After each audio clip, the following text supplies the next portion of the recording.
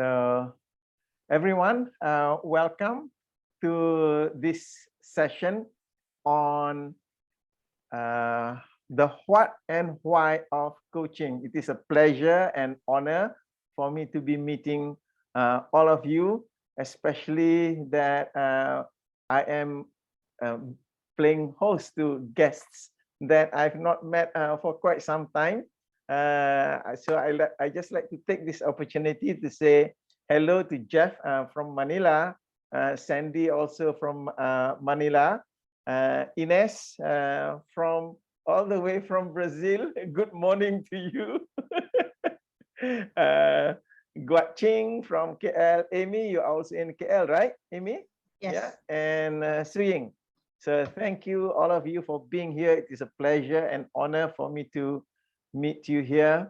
And just as a reminder, this is part of our monthly meta coaching series.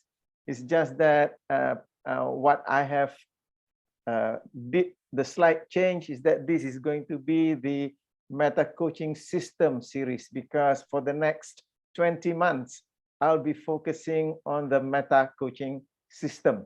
So that's what we'll be discussing for this evening.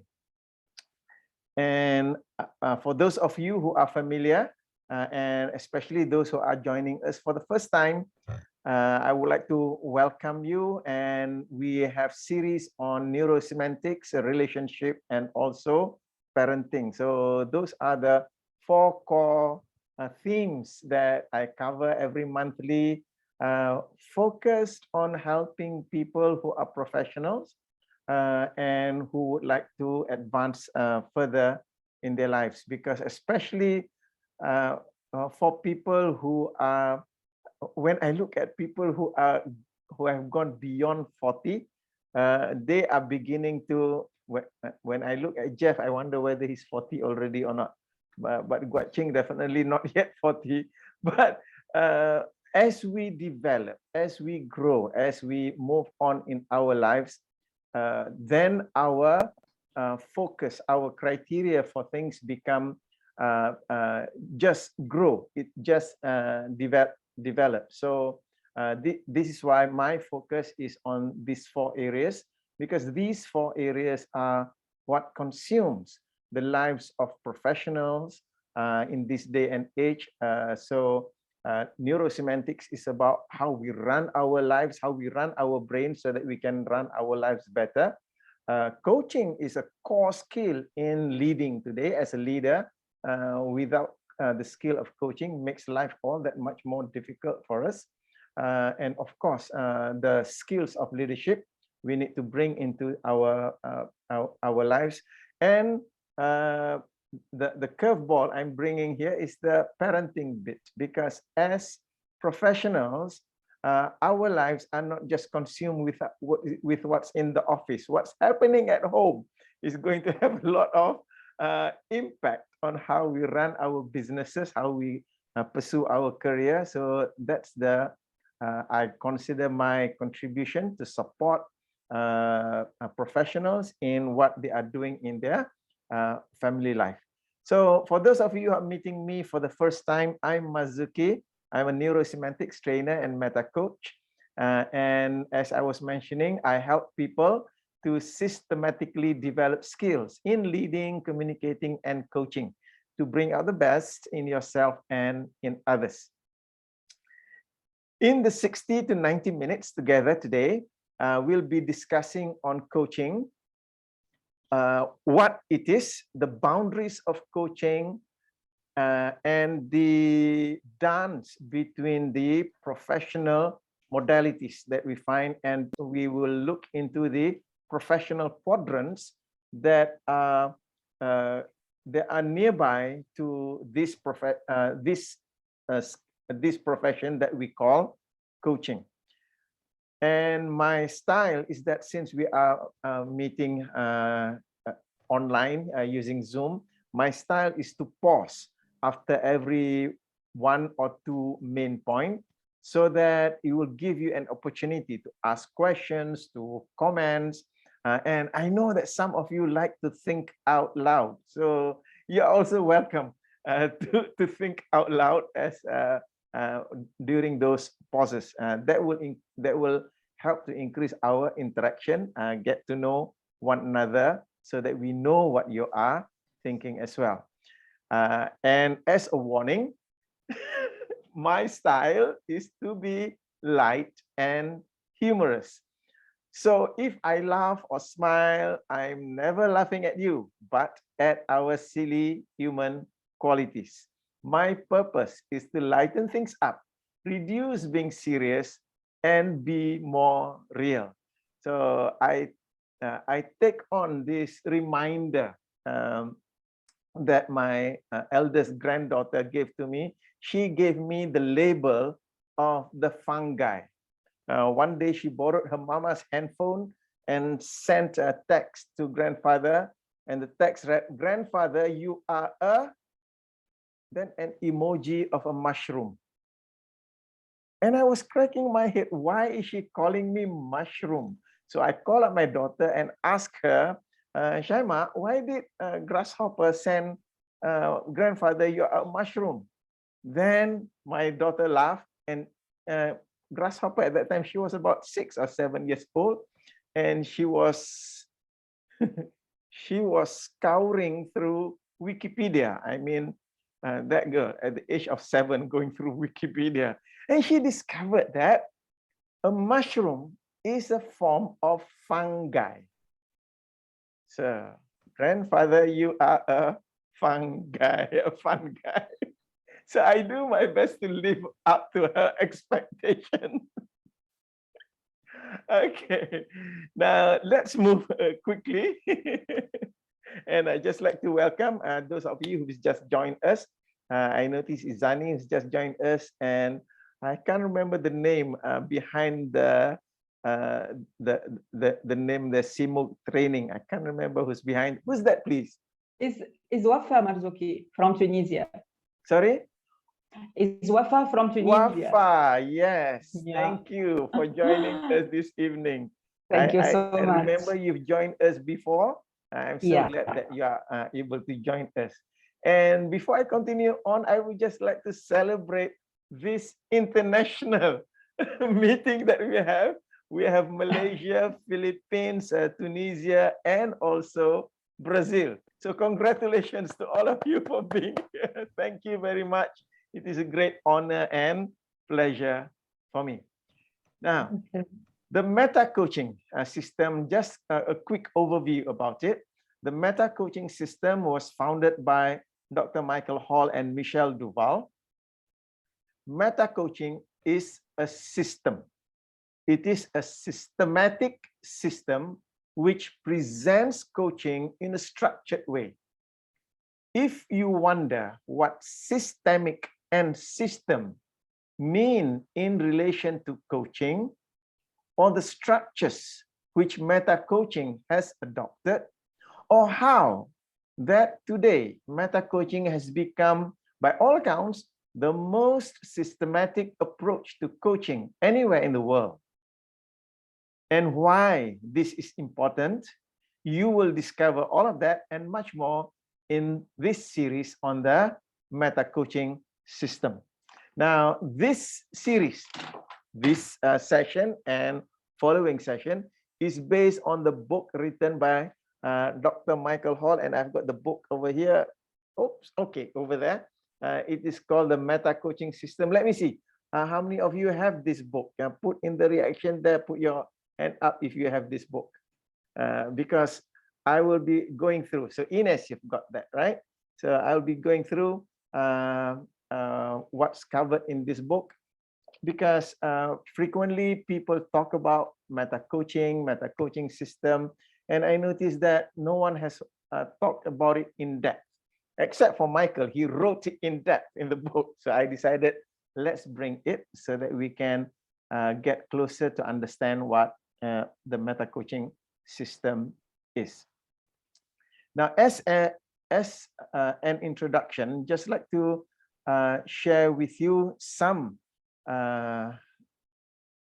quotation from Michelle and Michael regarding meta coaching. Yes.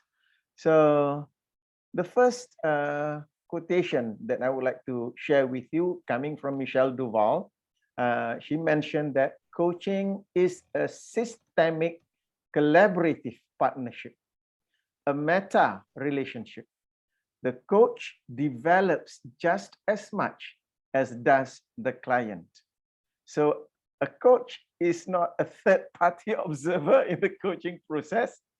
We are not detached, and I just had a coaching conversation with a client this afternoon, and every time that I have a coaching conversation with a client, the insights that the client brings into the conversation impacts me in a certain way. So it is that relationship. It is not one way, it is two way. Both are putting in investment into that particular conversation.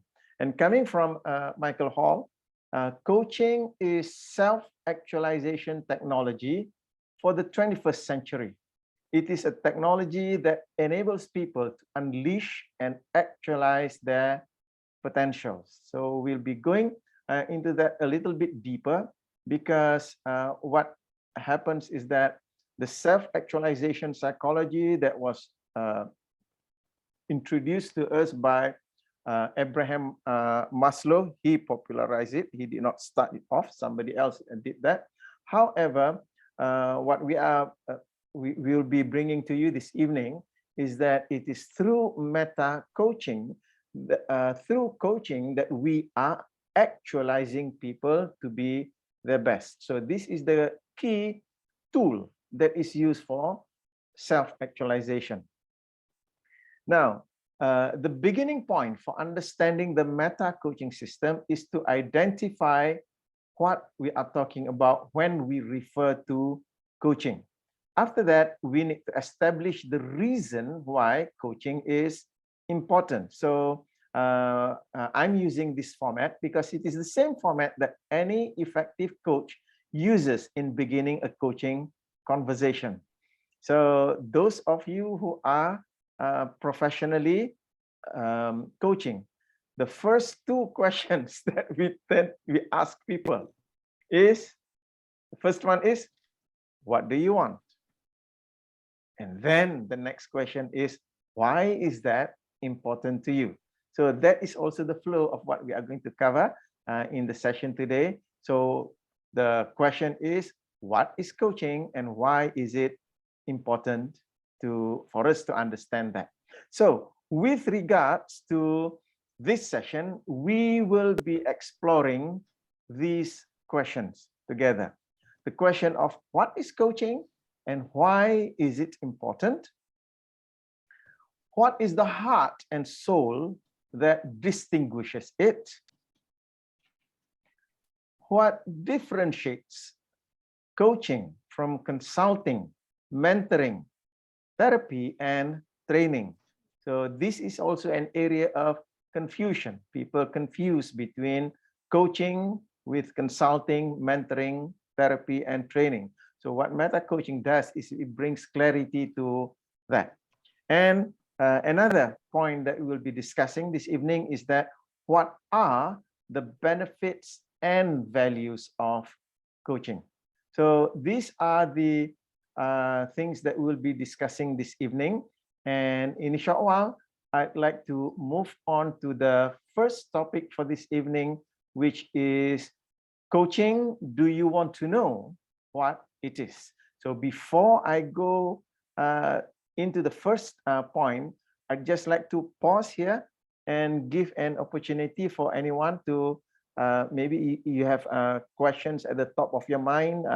Before that, just like to welcome my old friend. We've known each other for a long time, and we are also old together. Tajuddin over there, thank you for joining us. Sorry, a bit delayed after the iftar, got delayed a bit. Thank you. The background picture he's using is the background picture of our school, boarding school together.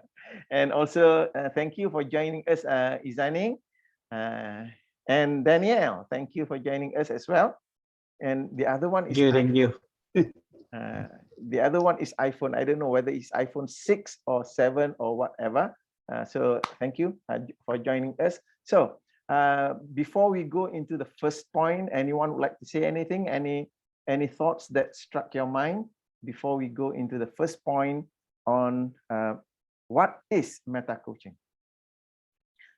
So are you good for the time being? Okay, right. Thank you. So let's begin with the first point, coaching. Do you want to know what it is?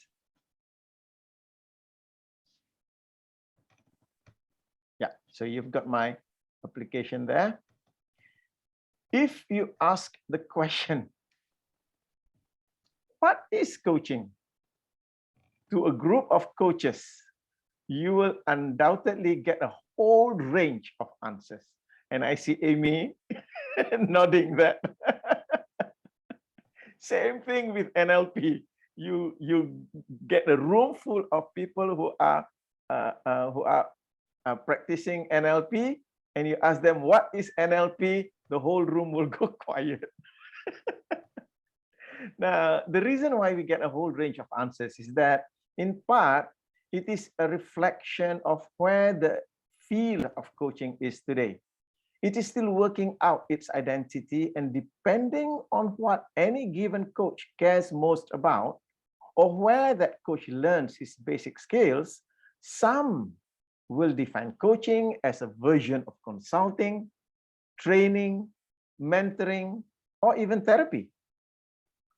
So now we have a problem. What's the problem? The problem that if coaching does not uniquely differ from any of these other helping professions, then it has no unique and distinct area of operation. Then coaching is just another name for something else. And there are both coaches and researchers who hold that view. They think of it in eclectic terms. Now, I do not think of coaching in that particular way.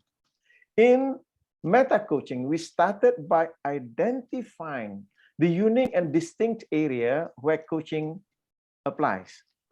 Our initial questions was, how is coaching not a form of consulting, mentoring, counseling, or training? How does it differ?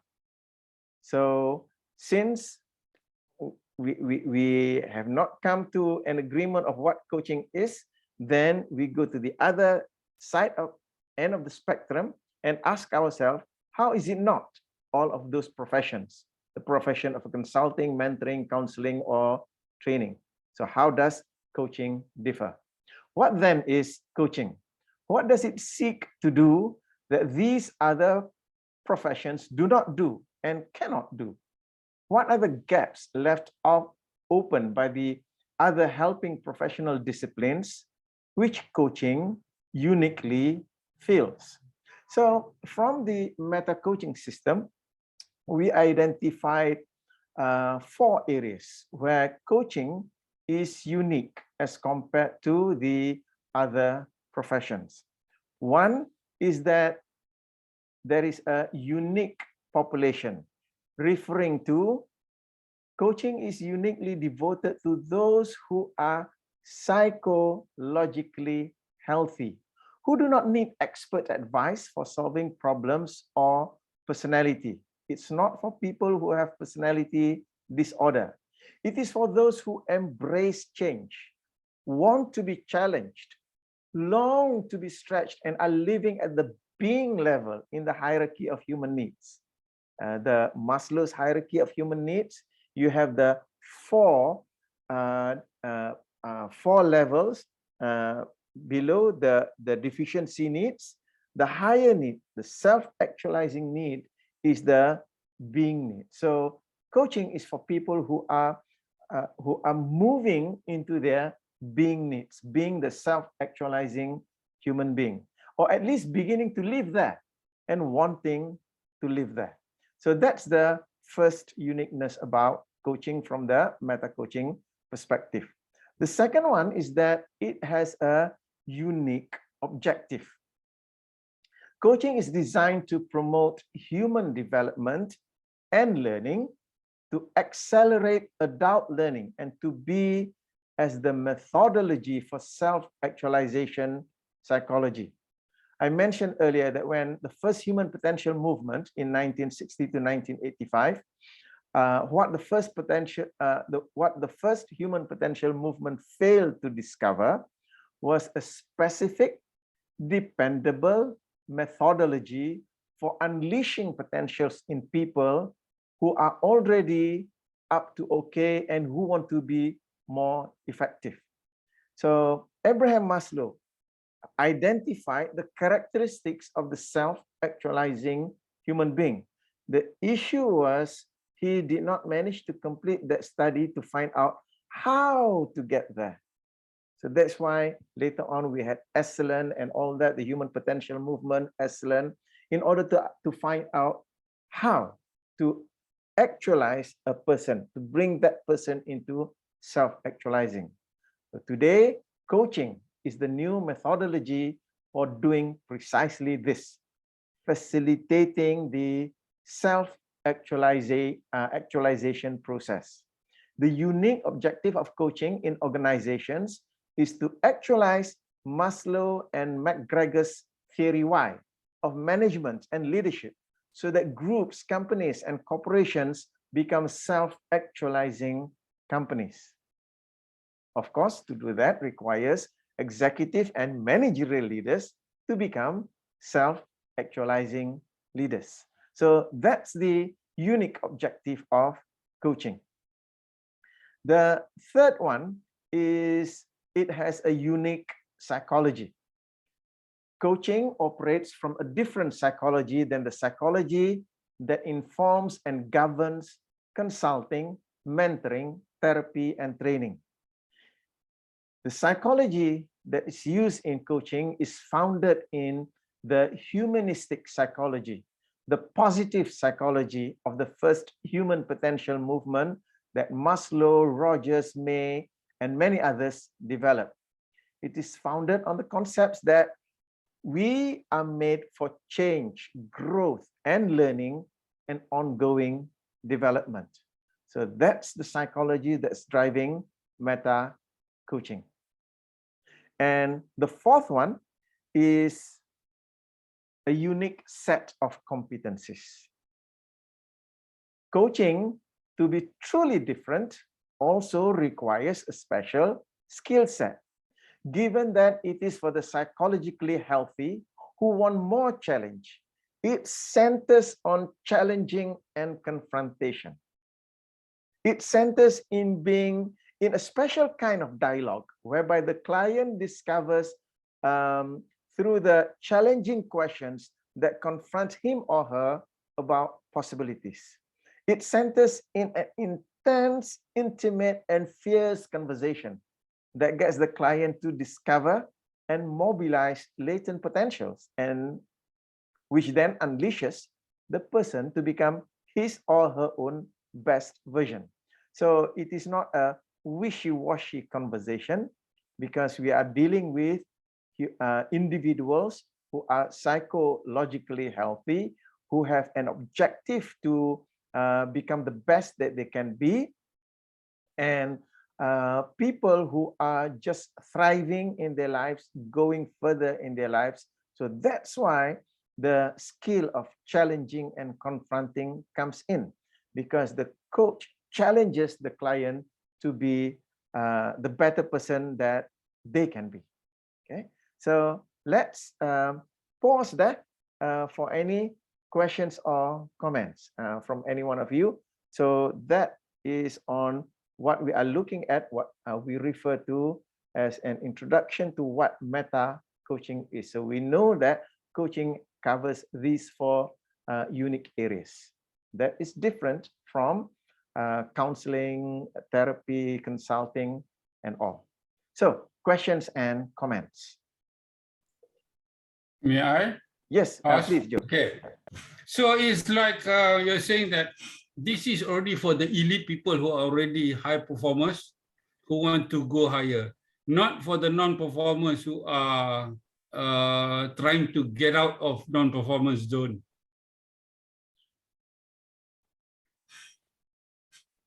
To some extent, yes. However, if it is not for people who are non-performers, I will not say to that level, because people, from my perspective, the reason why people are not performing is because not because they are bad, because they do not have the competency to run their inner game and also to run the outer game.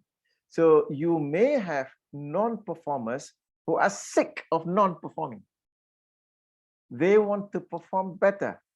So in that situation, yes, coaching is for non-performers. At the same time, coaching is most appropriate for people who have a healthy ego. That's most important. People who have unhealthy ego, that needs to be redeveloped first. Because if you challenge someone whose ego is unhealthy, that can have a undesirable side effect. Yeah. Right. Shall we move to the next point?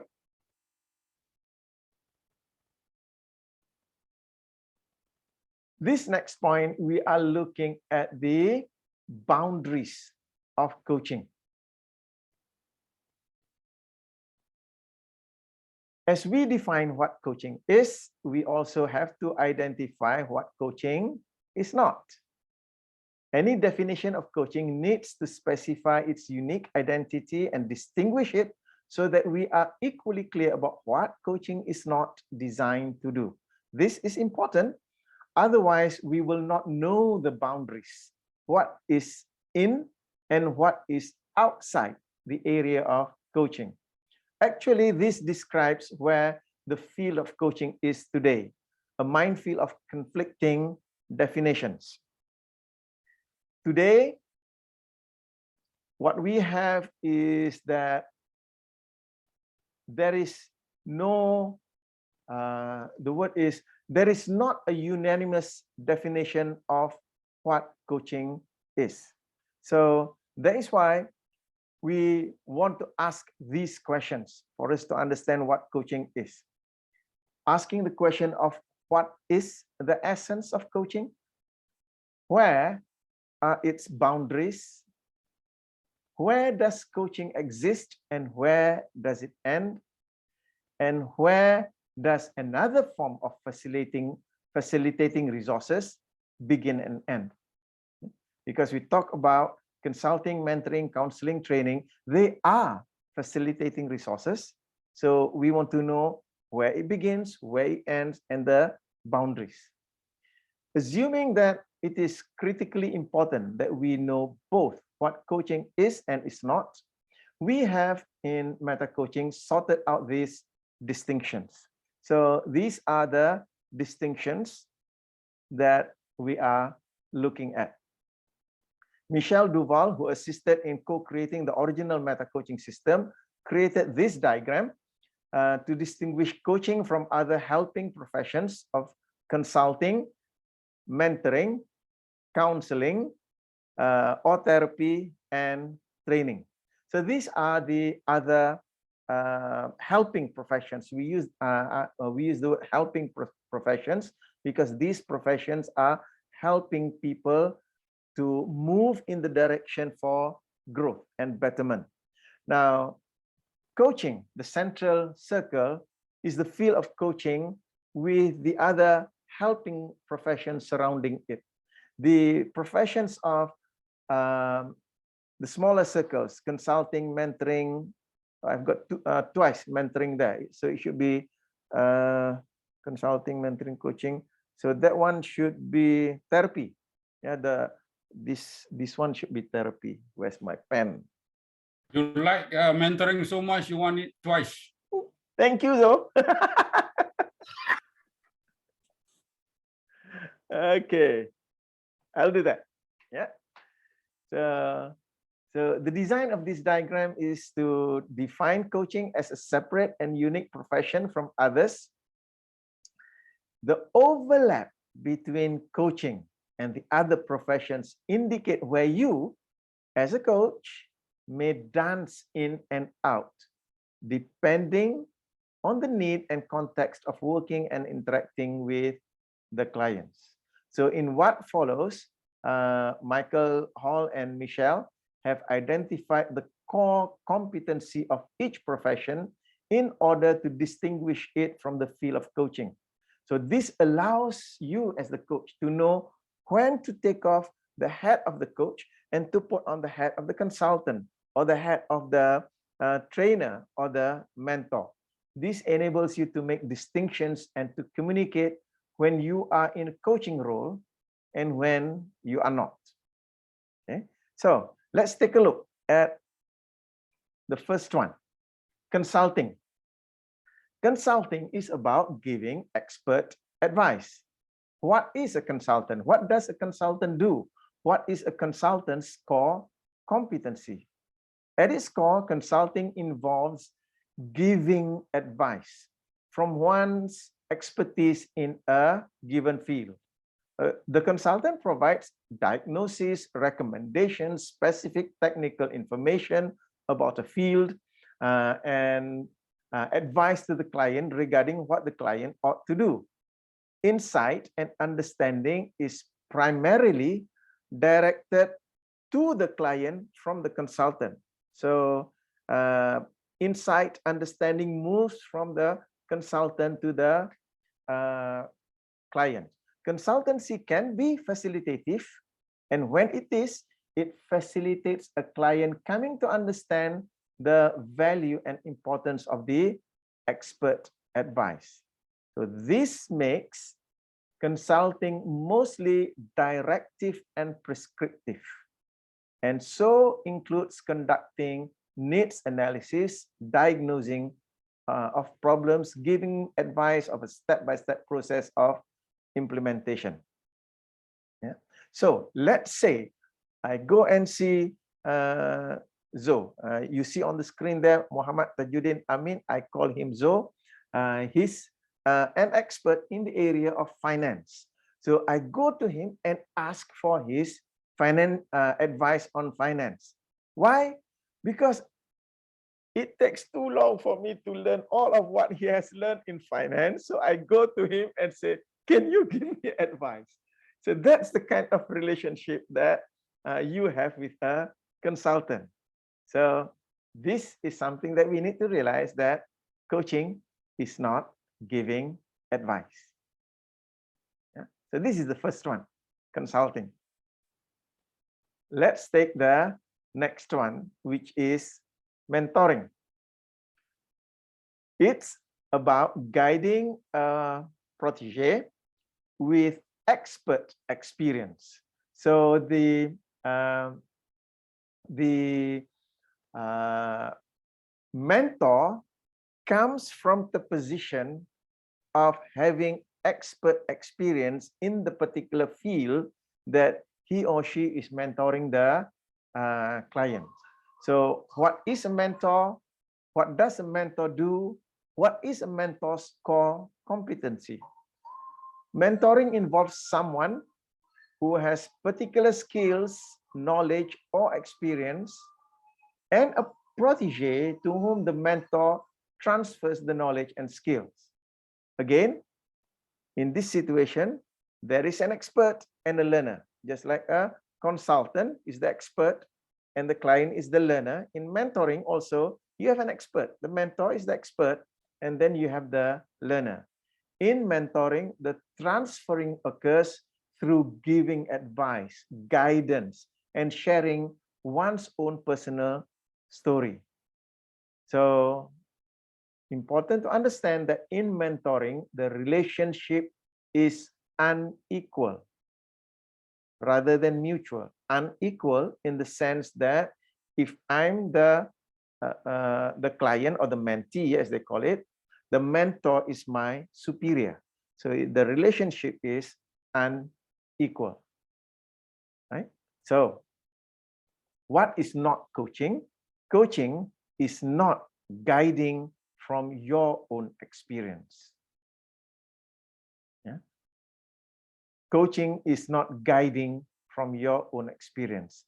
My experience doesn't come into the coaching conversation. So a coach doesn't tell, doesn't share the personal story from the coach in order to inform the client.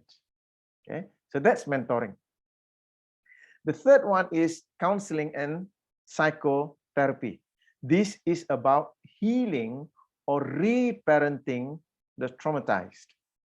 What is a counselor or therapist? What does a therapist do?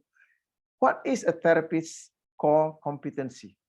The focus of therapy is primarily on problems, on things that hurt or violate and or cause a person to become psychologically stuck. The therapist is the expert who understands about the pathology of certain problems, their sources, symptoms, symptomatic defenses, how people become broken and disorders, and the therapeutic process for healing the hurts and bringing resolution to personal pain. Now, a little bit about therapy over here is that the assumption in therapy is that there's something wrong or broken or traumatized in the client. And the therapist has the skills to facilitate the rectifying of that problem. So the focus in therapy is on developing the ego strength of the client to face reality and to become okay in oneself. In the process, it deals with a whole range of strong, debilitating emotions such as anxiety, depression, anger, fear, and all of those emotions. While coaching also deals with negative emotions, the ordinary emotions of normal people are not debilitating. They are just emotions. Emotions, even negative ones, even intensely negative ones, are a normal part of life and even part of the self-actualizing life. Even self-actualizing people feel negative emotions, they register them and work through them. The mere presence of grief, tears, hurt, sadness, anger, and fear is not in itself a signal for therapy. So a person who is self-actualizing goes through those emotions and yet they are able to work through them. The person who requires therapy, as I mentioned earlier, there is something about themselves that they are incapable of handling those by themselves. So that's where the therapist comes in. Okay, so coaching is not healing, fixing, or reparenting childhood traumas. Now, the next one is training. And I believe many of you are familiar with this. It is about skill development and skill transference. What is a trainer? What does a trainer do? What is a trainer's core competency? What does a trainer do that is unique and special? Training focuses on skills and especially on developing new skills. So you want to bring in new knowledge for people to know and then to apply that knowledge to be into a behavior to become a skill. Training involves instructing, teaching, presentation, and dialogue. Yet at the heart of training is practice, drills, role-playing, review, reflection, and experiential learning so that a person develops the new skills and then transfers that knowledge back to the workplace or whatever context. Yeah? So in training, there is an expert. There is the trainer who knows what the client doesn't know. So notice again, the expert and the learner. So the trainer puts participants through various drills as the trainer sequences the learning and then tests the client in evaluating the development of the competence. The core competency of training is expertise in skill development. And coaching is not training. So there we are. To be able to distinguish between coaching and the 4 important professional disciplines, to be able to make that distinction. Okay, so I'm going to pause here and invite any questions or comment. I'd like to welcome Dr. Shakir, who's just joined us, and Dr. Shakir says he has issues with the mic, so he may not be able to speak, so thank you. And Franska, thank you for joining us. And usually at this time, Franska also cannot speak because she might wake up her baby. Hello, Marzuki. Yes, Dr. Shakir. I think I can speak now. Oh, good. Oh dear. There is a lot of echo. Yeah, can you hear me clearly now?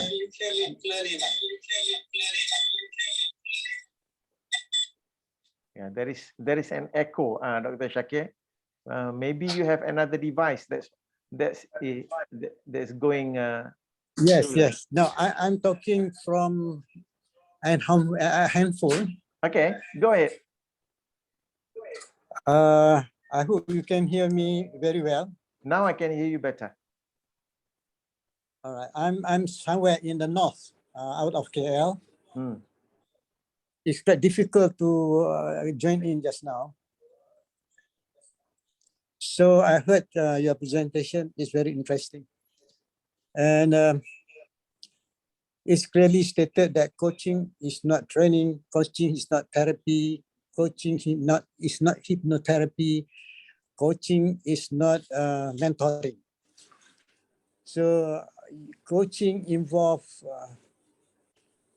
a sense of maturity for those who become a coach. Practically, the tool that being used by the coach are quite the same with the rest too, but the extra thing is that they have a very deep and high level of capability in listening skill. So yeah, you spell out clearly the differences between those disciplines, but they are complement and supplement to each other. I mean to say, if you cannot be coached, they can be sent to therapy, to counseling, and to other discipline. So the only difference is that coaching is involved listening to the person ability to express the what goal he wanted to achieve, how to bring in line the gaps that he's facing now in life, either in business or now it's now very popular. They are talking about business coaching, right? Business coaching and many executive coaching and whatnot. So there are very, very many levels of coaching capability and style. And you have spelled it out very well on meta coaching. Meta play a very, very high level of thinking capability. It moves from one point to another. So I hope the line is clear. Yes. I can hear your voice, but that's why I'm like in the dark. Thank you for inviting me. So let's hear from the rest. You bring up something is very good issue, especially when you say the boundaries. You make clearly there is a boundary between coaching, mentoring, and what's not. If we do slightly different, if you start thinking about the answer, or you are thinking as a coach, you are thinking how to find the solution, how to find the answer, and you started from there creating the question, and then you are not already a coach, you are already mentoring or consultants. Because a coach is not looking for the answer. The coach is finding how to help the client to find his own capability to find the answer through question by being asked by the coach, so that the answer is with the client, it's not with the coach. That is slightly different than the rest. Yeah. Thank you, Marzuki. Sorry to disturb you, but it's very interesting. That's why I come in. Is it okay for the rest? Yes. I think for now at this moment, Marzuki, thank you very much. Right. Thank you very much, Dr. Shakir. I appreciate, always I appreciate your input. Very valuable. Thank you, Alhamdulillah. So any other comments or questions from anyone? Are you good for the time being? Yes, Amy, go ahead, please. Hi.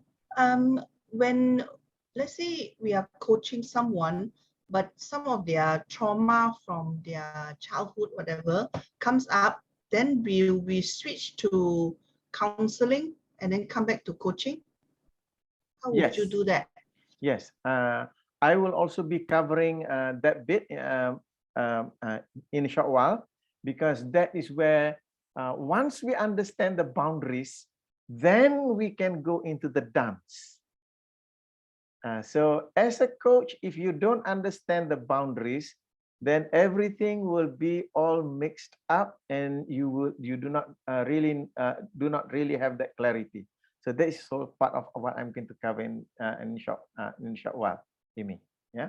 So for us to be able to have that distinction, it doesn't mean that during the coaching conversation that you must stay away from any of those, except for therapy. I will go into detail, but for you to step into the role of the consultant, mentor, or trainer, that is normal. Okay, so thank you for asking that, Amy, and I will answer it in more detail in a short while. So just continuing on over here, I just very quickly present to you the definition of coaching in the meta coaching system, and then I will go into the next topic, which is the dance that a coach does. Now, from the meta coaching system, coaching is the art of facilitating with a client a ruthlessly compassionate conversation to an agreed upon outcome that's specific and exciting. I'd like you to underline, underscore that word, ruthlessly compassionate. The coaching conversation comes from the coach comes from the position of compassion, yet ruthless in the pursuit of the client's objective. So not to let the client finds the easy way out. So that's a term, the term that Graham Richardson used, ruthless compassion. Yeah, it is a fierce conversation that is entirely client focused, which gets to the heart of things for the client. That are his meanings and values. So the coach is bringing the conversation to the meanings and values, giving the client the opportunity, or even challenging the client to bring their meanings and values into their performance. Yeah. The conversation identifies and mobilizes internal and external resources for generative change that unleashes or actualizes potential. The resource of thinking, feeling, those are her internal resource, and the external resource of saying, doing, so that the client is able to mobilize all of these resources so that it goes into the performance that the client can now achieve the goals that he or she wants to achieve. Now, what is the core competency of coaching that distinguishes it as a separate profession? Coaching facilitates the processes which are required for unleashing a client's potentials. We have many different potentials in order to bring them into our lives. We need to bring out all of those potentials that require us to mobilize our thinking, feeling process in the right way so that these potentials can come out. So this stands in distinction to consulting, mentoring, psychotherapy, and training, because this is not just facilitating some expert content or model. Coaching involves a different kind of facilitation. Coaching is process facilitation. So it is not about the coach coming in, giving expert advice to the client. It is about bringing the process of facilitating the thinking, feeling, and the saying, doing of the client in order to achieve his or her goal. Okay, so the question that Amy asked just now about what if that there is that need for you as a coach to move into the other professions. So this is addressed in this next point. Can you dance between the professional modalities? So if you were to look at the earlier figure over here, you notice that there is that overlap between coaching and the helping professions. So does that mean that there are times when you as a coach can use one or more of these ways to interact with your client? So the diagram presents the interface between these professions. These enable a coach to be able to distinguish the professional boundaries between coaching and the other professions. When you know that, then you can dance in and out gracefully. You can take off the coach's hat and put on the hat of another profession. However, if you don't know the boundary, then you confuse yourself and confuse the client. Yeah, and as Tajuddin Zoe used to say, remember what Confucius said? Don't be confused.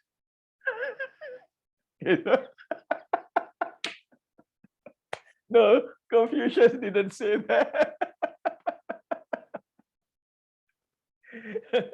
Okay, so coming back to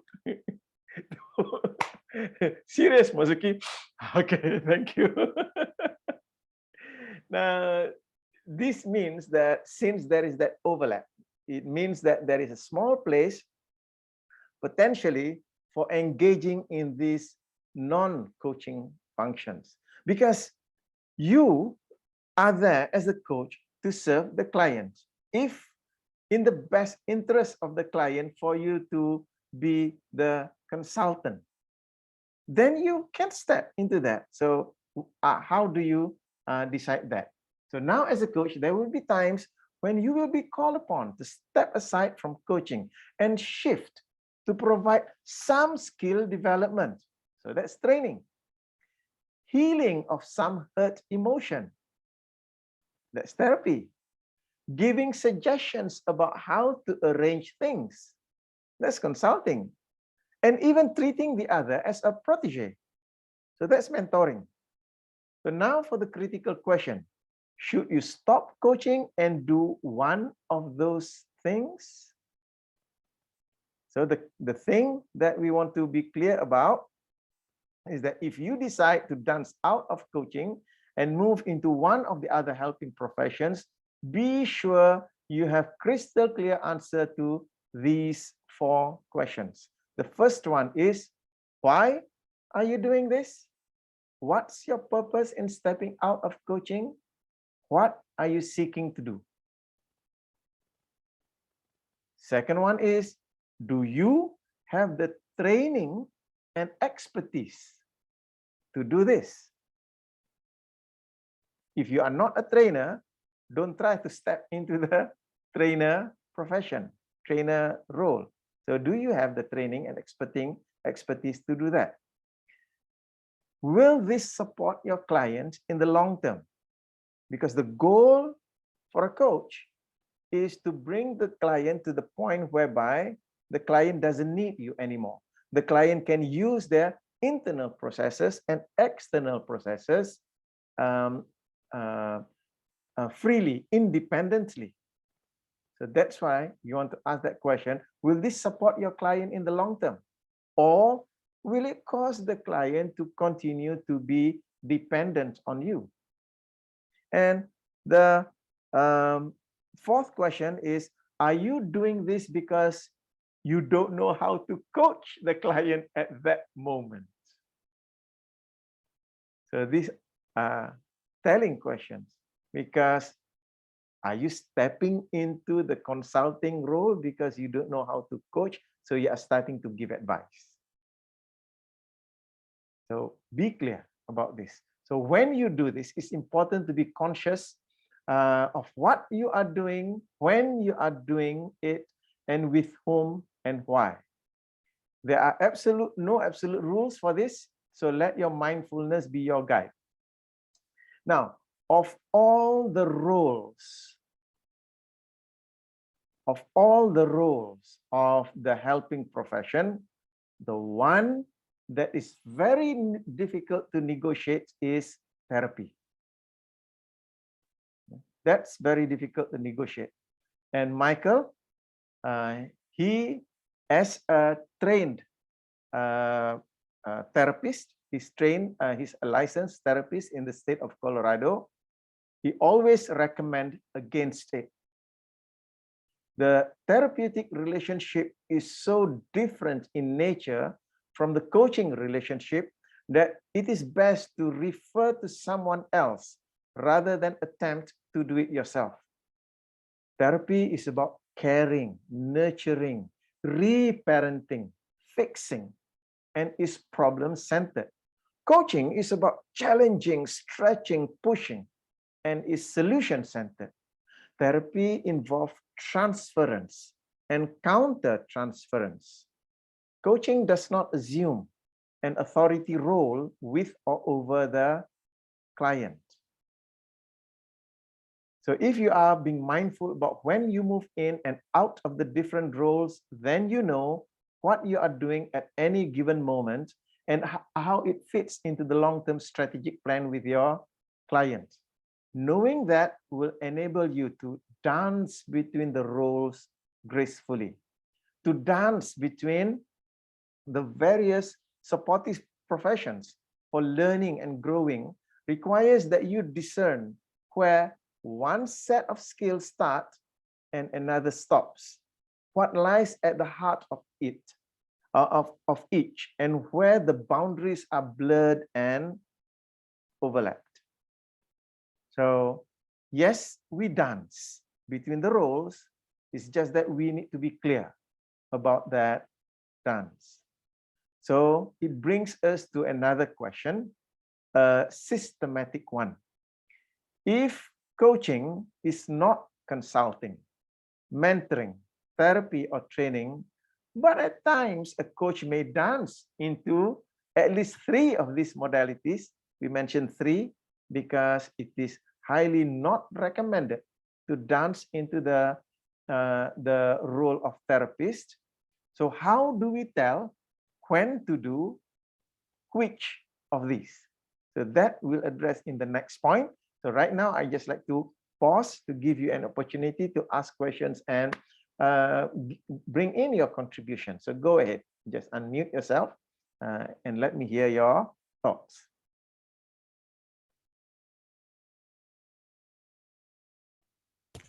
Zuki, I have a question. Yes, Guacheng. How to coach a stubborn person?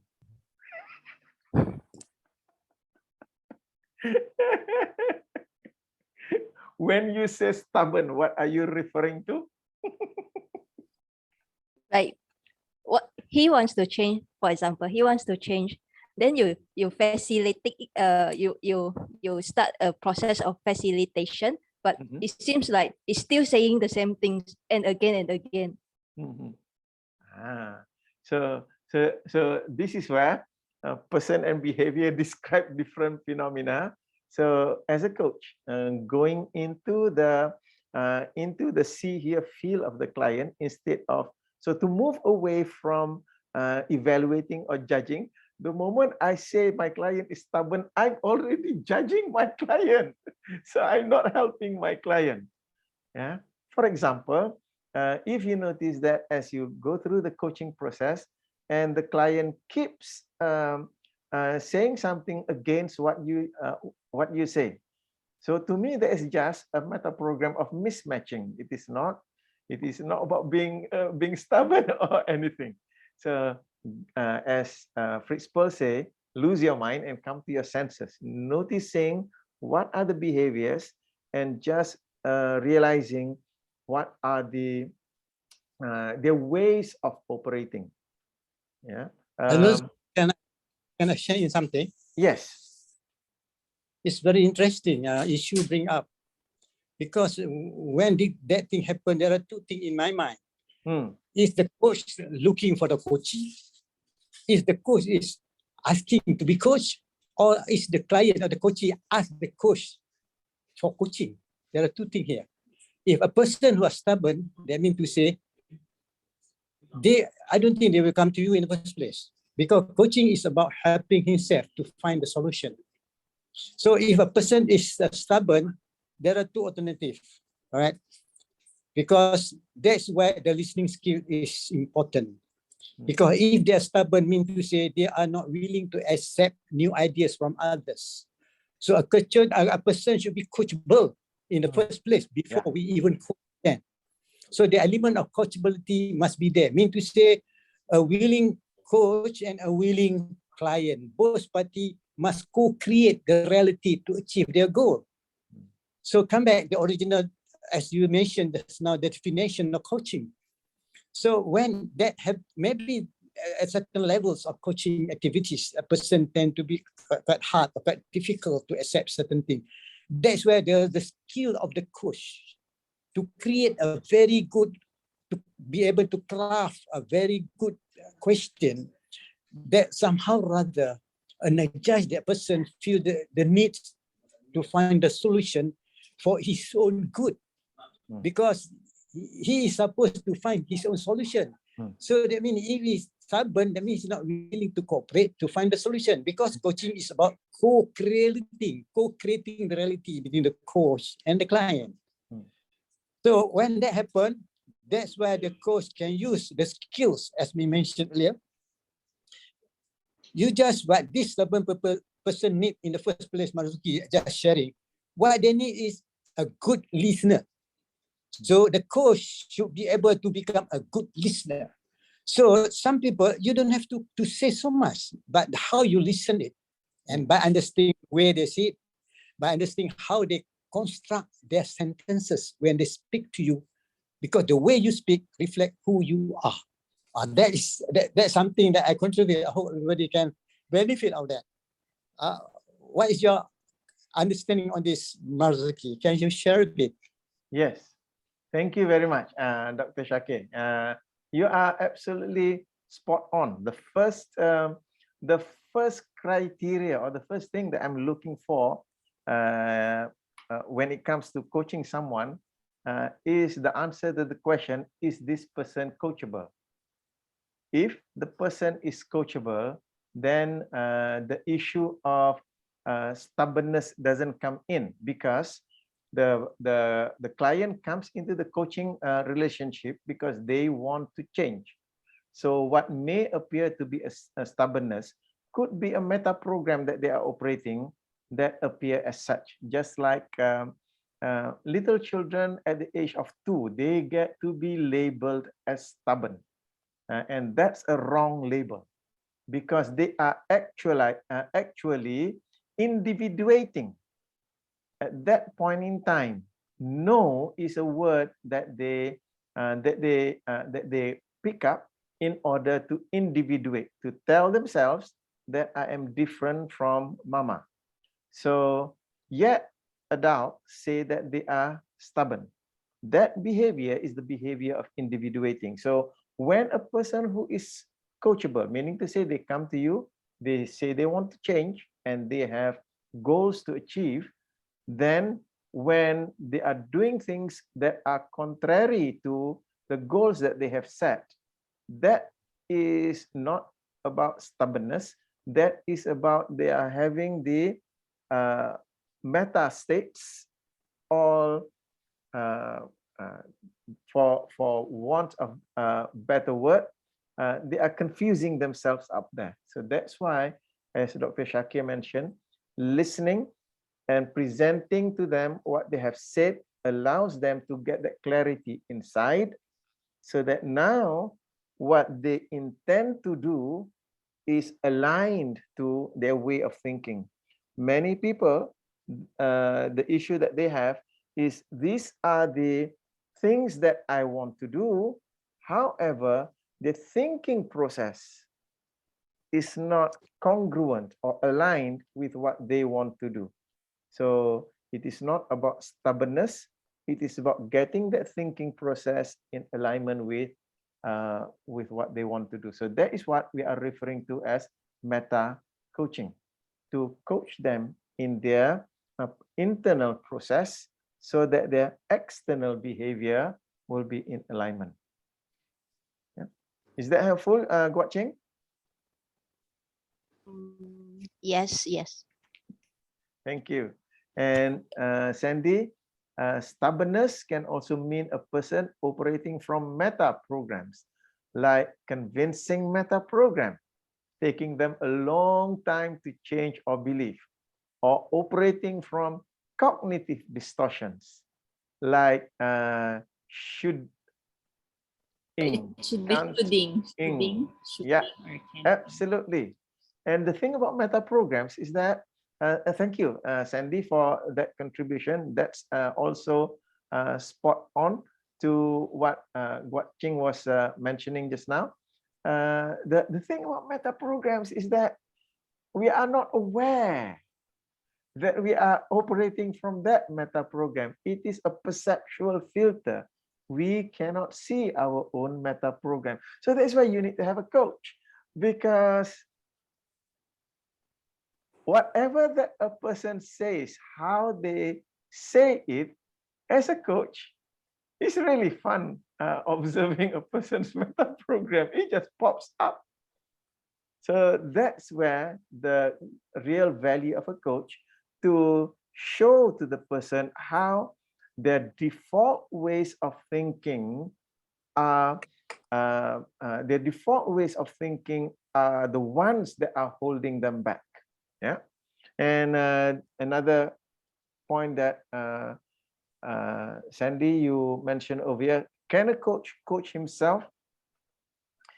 That's a high level skill that a coach needs to have in order to coach himself, because we mentioned about meta programs. It can be invisible. I say it can be invisible for most people. However, when you are skilled in meta programs, then you can catch yourself operating from certain meta programs. Yeah. The other are cognitive distortions. Cognitive distortions are also issues that a person may find difficulty in hearing. So that's why, as Dr. Shakir mentioned, the skill that the coach needs to have is the skill of listening, because we are not just listening to what they are saying, we are also listening to what they are not saying. When they say things, what distortions are there? And people don't notice those distortion. And Zoe, you put in the question, can a person perform NLP process on him or herself? Yes, there are certain processes. For example, one of the things that I am really focused on these days is about esteeming. Yeah, the esteeming, self-esteem, to differentiate between self-esteem with self-confidence and self-efficacy, to be able to differentiate person from behavior. The pattern for self-esteeming, once you learn it, then you can apply it on yourself over and over and over again. So there are lots of patterns that can be that can be applied for one's own self. And that, thank you for asking this, though, because that is also at the core of neurosemantics. Neurosemantics, our maxim is apply to self first. We learn, we learn the processes not for the sake of doing NLP on others. We want to do NLP on ourselves so that we can become the better person. And if someone else would like to try out that process, then we can help them to run that process for themselves. That question that you put in, Zo, is also historical, because originally people learn NLP not because they want to self-actualize, but because they can do NLP on others. And that is part of why Michael and Bob Bodenhammer started out on this path of neurosemantics, so that people are congruent.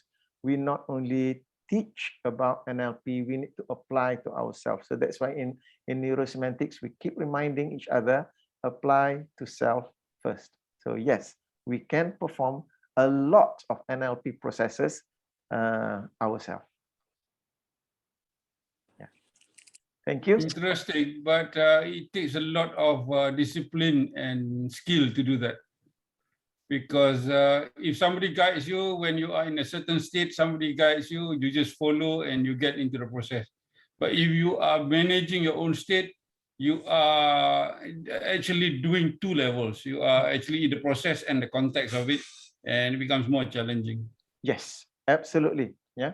So this is where the skill of stepping in and stepping out needs to come in, to be able to run that meta program in and out. So you go in and run the process, you step out to look at the steps involved, and then to go in as well. So state management is key. Thank you. Yes, Mazuki. Yes, go ahead, Dr. Shakir. I remember reading books written by Michael Hall, and he said words are magic. Because words, when he said words are magic, so when a person constructs a sentence, it is internally constructed, because words are internally generated mirage.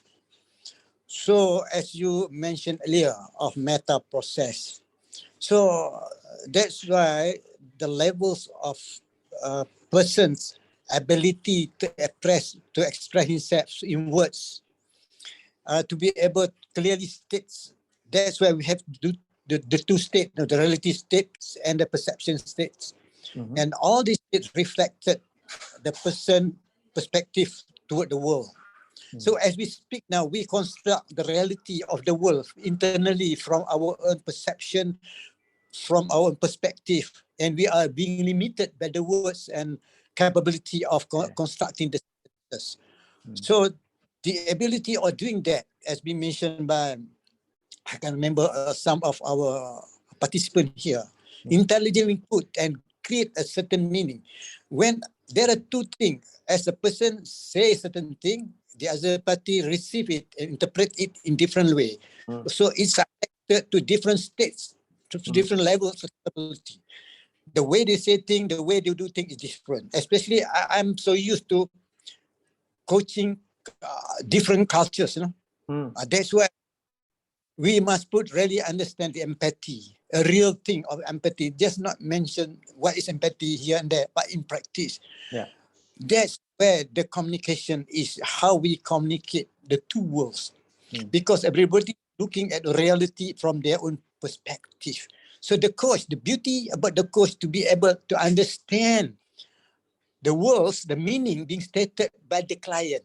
And secondly, it will help them to find the right way to think or to find the solution according to their own capability, finding the solution. That's why the coach will not interpret into their contents. Post the coach are not allowed to go into their content. The coach can ask questions, but will not type their content. By doing that, as you said earlier, it is no more coach. You become consultant, you become therapy and whatnot. It's clearly stated. So the important of you should know the boundaries. To understand the boundaries, you must be well trained then. Thank you. I share up to here now. Thank you. Right. Thank you. Thank you. Appreciate that, Dr. Shakir. Wonderful contribution there. Okay. Now let's take in the final point over for this evening, and that is on the professional quadrants. We ended the last point with this question: if coaching is not consulting, mentoring, therapy, or training, but at times a coach may dance into at least 3 of these modalities, how do we tell when to do which of these? So this is where understanding the professional quadrants come in. In order to understand this, we need to look at these 2 axes. One axis is the on the x-axis, the style of communicating. The style of communicating, from one end of the scale, it's direct style, and the other end is indirect. And on the y-axis, the focus axis, you have on one end of the scale is the conversation is about problem. The other end of the scale is the solution. Now, on the focus axis, a coach can move from problem focus to a solution focus. Obviously, therapy is much more problem focused, whereas training, mentoring, and coaching are more solution focused. You see, because therapy, we want to rectify the hurt, so we need to understand the problem. And yet in coaching, we are more solution oriented to find what are the things that we can do to solve the issue. On the directness axis, we have the polar opposites of being direct versus indirect. Now, consulting is less direct and more facilitative than training. Training, you are direct, you are telling them. So, and in coaching, we are also less direct. Consulting also tends to focus on problems which need expert knowledge or skill to be solved. So that's why the consultants come in and they look for the problems to help you to solve the issue that you are facing. Now, coaching is in the quadrant of being more solution focused and more facilitative. The most insightful distinction which comes out of this is that what characterizes all of the other professions is that the helper is the expert in the content of their area. In the other 3 professions, so if we were to take these 2 axes and then we draw out the quadrants, so we now have the professional quadrants. So on the x-axis, the style axis, we have direct, indirect. On the focus axis, we have the focus could either be the problem or the solution. And from here, you have 4 quadrants operating. So now we begin to notice that in therapy, the way of communicating is direct. You are telling the client about what needs to be done, and then you are focusing on the problem because you need to help the client solve it. Whereas consulting, you are still looking at the problem to help the client solve the problem that they are facing, and yet it is the way of communicating is more indirect. You are giving proposals, you are giving suggestions. However, it is entirely up to the client in order to accept or not accept the proposal. And in training and mentoring, yes, you are going into solutions at the same time because you are coming from the expert. So that communicating is more direct. So where coaching goes is in the quadrant, the top right quadrant. The coaching style of conversation is indirect, which is facilitative. You are facilitating there in a game, and the coaching focus is on the solutions. So that is why in some coaching conversations, the problem itself is not as much as an issue, but what is the solution that you are going for. Okay, so in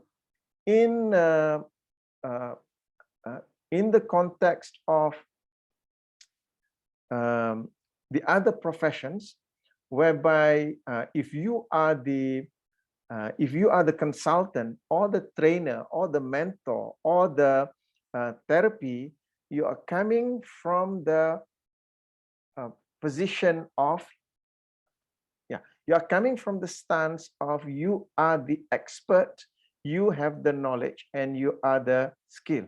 So the consultant, the trainer, the mentor, and the therapist, they are expert in the content. Now, by way of contrast, the coach is not the expert of the content in the coaching.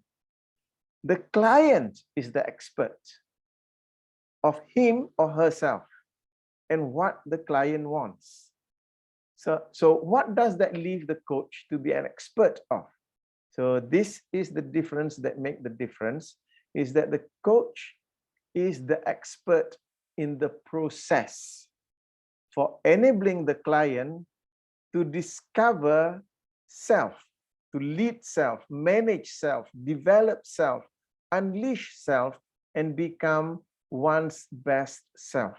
The content of self lies in the client.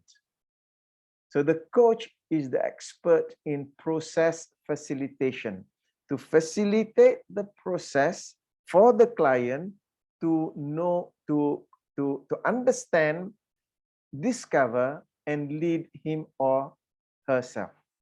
So that's the major difference. So in coaching, the coach is the expert in the process of facilitation.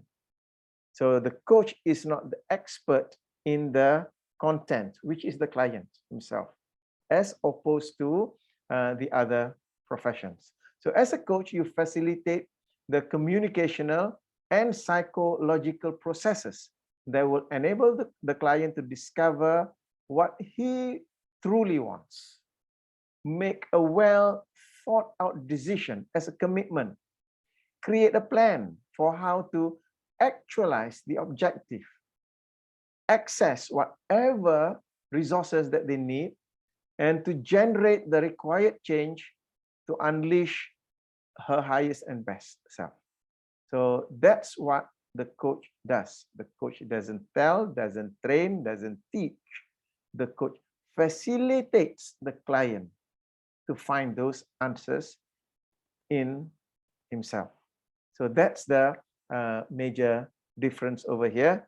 And understanding that professional quadrant allow us as the coach to, yes, know there are times whereby if the client is lacking in certain knowledge, and it so happens, I give the example that Tajuddin Zo there, he's an expert in the area of banking and finance.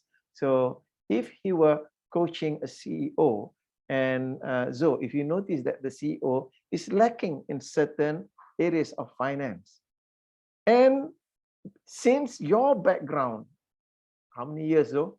At least 20 years kan in banking. 20 years in banking. So you have the expertise, then you can step into the role of even a trainer or even a mentor in that particular area until the client brings himself up to speed with respect to that particular knowledge or skill. And then for you to step out of the role of a trainer or mentor back into the role of a coach, because the decision is up to the client. So by understanding the professional quadrants allow us to elegantly and timely step in and out of the roles, because we do not want to be in the other helping professional roles, because that is not resourceful for the long-term goals for the client. Because as I mentioned earlier, that for the coach, the objective is to get the client to be operating independently without our presence, because they now know how to use the thinking, feeling in the right way. They know how to strategize their saying and doing with the right skills in order to achieve their goals. So that's what I have prepared for you in the context of this topic for this evening on the what and why of coaching. Okay, so coming towards the end of the session, just like to ask from you, what are your takeaways from this particular session?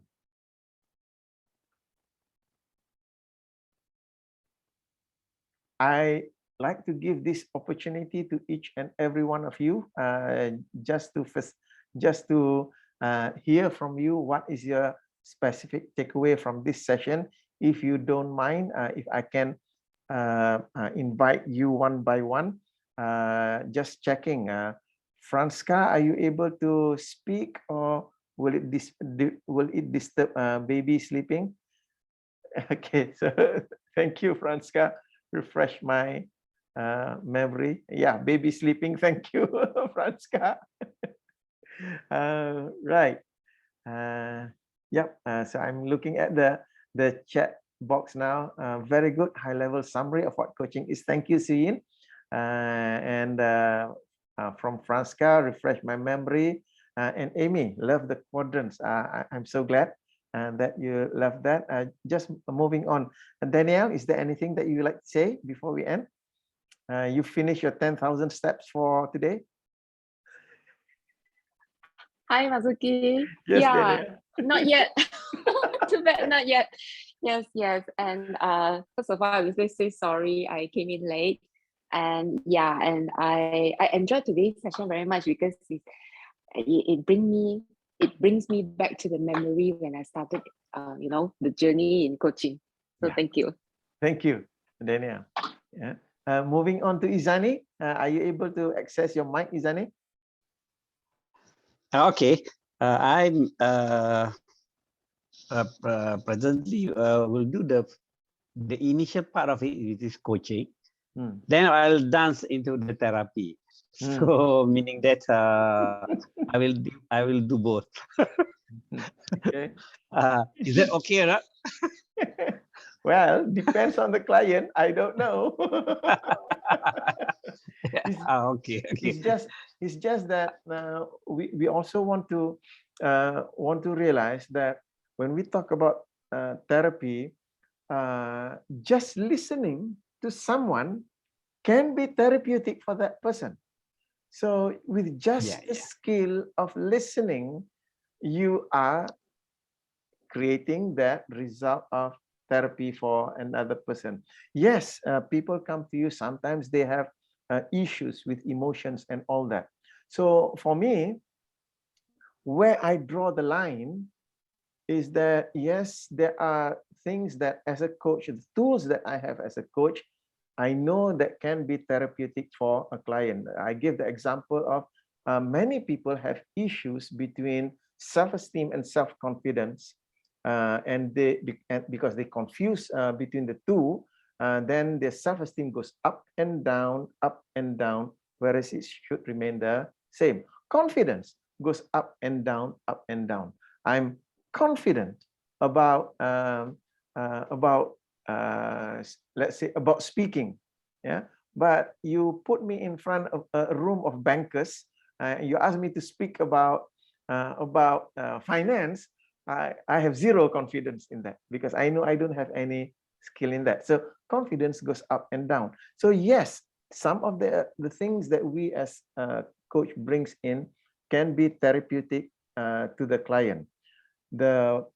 As Michael mentioned, to not step into that therapy situation, for me, I use a very simple litmus test. I ask the question, is this client at a point where he or she can hurt or harm himself? So that is my litmus test. If in the language that the client uses, there is an indication that the client may hurt or harm himself because of the emotional issues that he or she is facing, then I would call up my friend who's a therapist and recommend the client to meet up with that particular therapist, because I know that that is no more my domain.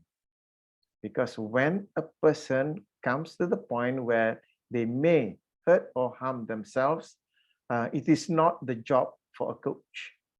That person's ego strength and identity is too weak to be face to face with a coach. They need another process. Yeah. So to me, I use that as my litmus test. Okay. Moving on. Thank you. So thank you, Izane, for that. Okay. All right. Moving Thank you. on to Ines. Go ahead, Ines. Hey, Mr. K. Well, first, for refreshing, this was good. And another thing about me is that challenging and confronting is an issue for me to perform as a coach. So the question that I make for myself is, what does this tell us about me?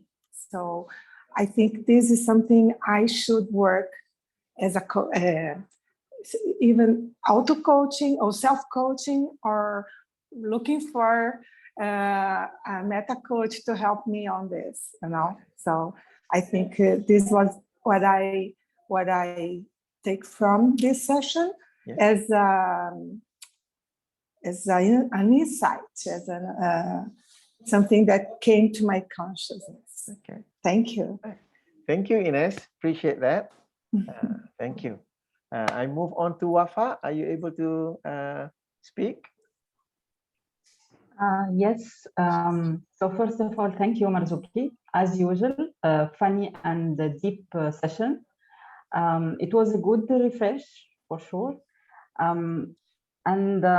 Honestly, from my side, it's like I always have this fear to not to be in other on the other area, like consulting or mentoring, or so when I am in coaching session, I have this fear inside of me. So telling that no, if you don't have to be, you are not a consulting, you are not a mentor, and this fear is somehow blocking me to handle my coaching session efficiently, if you want. So, but today I think that have this fear doesn't make this sense, or is not so so bad to have also some other heads. So, but the most important thing is to do it consciously. So this is maybe today the insight I got. So, and yeah, it was good for me. Thank you a lot. Thank you very much for that, Wafa. Moving on to Dr. Shakir. Anything that you would like to say, your takeaway? Okay. Thank you very much for your invitation, because I missed a lot of your presentations the other day. Simply, as you know, miscommunication, right? With the dates and the days is different sometimes, but I'm always on the move. As you know, I'm doing coaching almost every week, every day, internationally and locally. So your sessions here today is very interesting indeed, but this is the early part of it, because the more you practice, the more we get involved in the reality of coaching. Whatever you said just now can be seen in clearly. What does it mean? Because when a client is talking, they're talking about from their own meaning, not from our own meaning, from the client's point of view. So we are coaching the expert. As you said, I agree, yes, the coachee is the expert, the process uphold. The coach uphold the process. So the coach will not interpret, will not interfere into the contents of the clients. So to be able to do that, need the skills, need number of hours, need a lot of mentoring by the coach. So mentor coach does play an important role to help the coach to become better coach. I myself, so I need a lot of mentor coach. I need also a coach. I'm not good than others, so I'm learning, because now everybody are so good. They are very good, because you look now at the new generation. What generation we have now? X, Y, Z, or what? Because the whole thing different. We have gig economy, we have disruptive technology, and then we have what you could exponential organization, right? Financial people are expert on this. We do not know a lot of things. We coach, we need to learn more. So even our handphone, we have to update. We have also to update our knowledge in terms and whatnot. So it doesn't matter what discipline we hold, but we learn from each other. In fact, I'm the one who learn a lot from my client, because they are expert. They are very, very good. They are good at financial. They are good in any field they are in. Like your friend just now, he was a good therapist. So we learn a lot from them. So by having a good listening skill does help us to understand who we are, what we are. So the question is, the reality will not happen until we take up the action and put it into action, that the whole thing become real, or as it is remain in our mind. So the mind can be really strong. So keep healthy of the mind. Thank you, Mazuki. Thank you for the rest. So to listen to my, thank you. Thank you, Dr. Shakir. Next, Zo, anything that you like to say? Okay. Okay. I like the way you put it. Generally, I just want to comment this. Somehow the client will always want to sort of determine your credentials. That means you need to earn the right to be the coach or whatever. You can't just be content free. And if, for example, you want to be a coach to a business person, they wouldn't want a person who is, let's say, not ever been in business, not related to business at all, to be a coach. Which means you say to a certain extent, you need to be quite a bit of a mentor or trainer initially. The danger that we want to avoid is we want to avoid being like a motivator. You see, a motivator always goes around saying that I've done it, so can you. So that to me is the worst thing that a coach can ever do, because each person is different. How do we know who they are? What do they want? So I think it's a good reminder that coaching, we have to learn to dance away from that mentor mindset. Yeah. Okay, that's my comment. Thank you. Thank you very much, Zo. Guat-Ching, anything that you like to say? Thank you, Mazuki. You remind me, start the coaching with a non-judgmental mindset. So start the conversation with curious and caring. Right. Thank you, Guat-Ching. And moving on to Sandy. Okay, so thank you, Marzuki, for this wonderful session. So I've been reminded about what coaching is. And I think my takeaway for today is that realizing that coaching is really a skill. To build up, in order for us to be a good coach, as what was mentioned over and over earlier, is that we need to really listen to our coachees. And before we can listen to the coachee well, we really have to understand the processes to be well versed about the processes going in our minds. So that's it. Okay. Thank you for that. And last but not least, Jeff, go ahead. Hey, Marzuki, thank you very much for this session. And I'm really grateful because it reminds me of how much treasure we have with neurosemantics, particularly with meta coaching, the tools that it provides us in helping others unleash their potential. Even in conversation, if someone, as you said earlier, when you listen to someone, it's already a form of like a therapy session. But having these tools with NLP and meta coaching, my God, it really, the potential to unleash someone, to get them unstuck and to bring them to the next level that they want.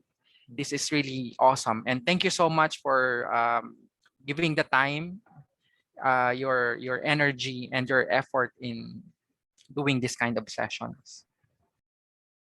Thank you, Jeff. And with that, I would like to thank everyone: Jeff, Sandy, Zul, Guat Ching, Wafa, Izani, Danielle, Franska, Dr. Shakir. I'd like to thank everyone for being here. It is a pleasure for me and also an honor to have all of you. And this evening, we have not just guests from Malaysia, we have from Philippines, from Tunisia, from Brazil as well. So it has been a pleasure and honor. And I look forward to seeing all of you again.